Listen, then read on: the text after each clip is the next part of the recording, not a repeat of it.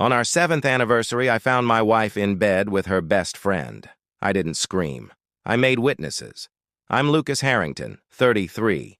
Until that night, I would have sworn my marriage to Marissa was the thing other couples envied.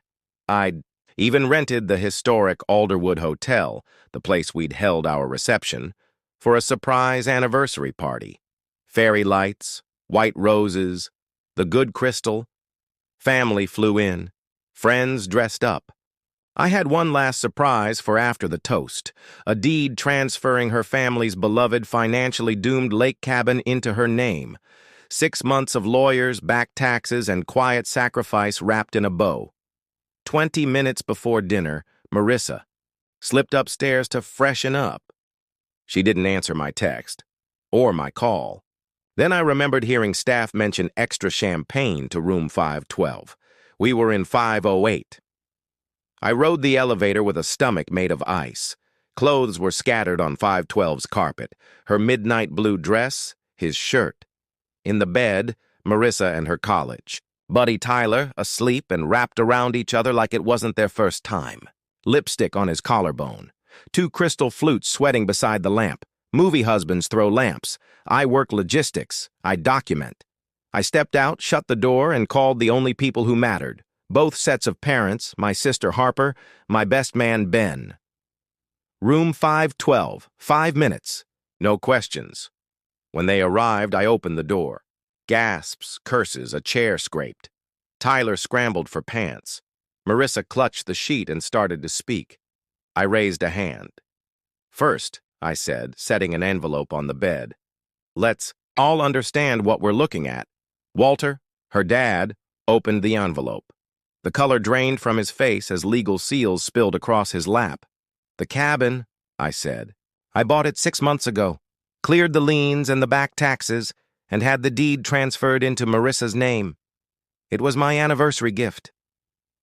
Diane's hand flew to her mouth. My mother went silent. Walter sat down hard. And now, I added, that deed is being reassigned to a veterans rehab nonprofit. They'll turn the cabin into a retreat for soldiers with PTSD. Effective immediately. The room went cemetery quiet. Then the begging started. Soft, shocked, stumbling. I didn't engage. This family, I said evenly, looking straight at Marissa. We'll never set foot in that cabin again, she stammered. Lucas, it's not what it looks like. It looks like you left your own anniversary party to sleep with your best friend in a hotel I paid for, I said. Save it. I walked out with Harper, my parents, and Ben. Back downstairs, I took the mic. Change of plans, I told the crowd. This is no longer an anniversary party. It's a toast to new beginnings, and to the way trash sometimes takes itself out. Food's paid for, bars open, enjoy. After a stunned beat, people clapped. Then they partied. Honestly, more freely than before. Upstairs, I assumed, chaos reigned. For once, not my problem. By morning, I'd moved to Harper's spare room.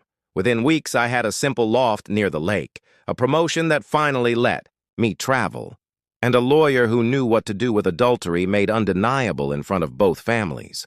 The divorce sailed through. Tyler fled town. I blocked Marissa's number and slept through the night for the first time in months. What I did with the cabin wasn't revenge. It was compost.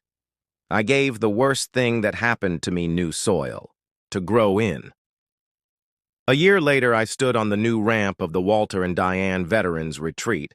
Yes, I named it after her parents.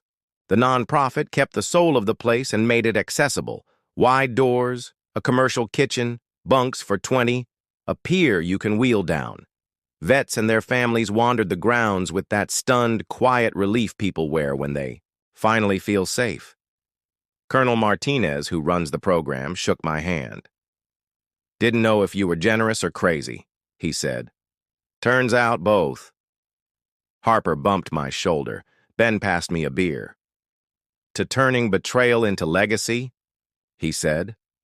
We clinked. Near sunset, a car I knew too well pulled in. Marissa stepped out, smaller somehow. Harper leaned in. We can leave. It's okay, I said. Marissa stopped, 10 feet away. I heard what you did with the cabin, she said. It's beautiful. My parents don't blame you. I nodded. Nothing in me rose to meet her. No anger, no ache. Just the quiet knowledge that my life no longer bent around hers. Here's what I learned. You can explode or you can execute. I chose to make witnesses, tell the truth, and invest my pain in something bigger than me. The best. Revenge isn't a speech or a scene.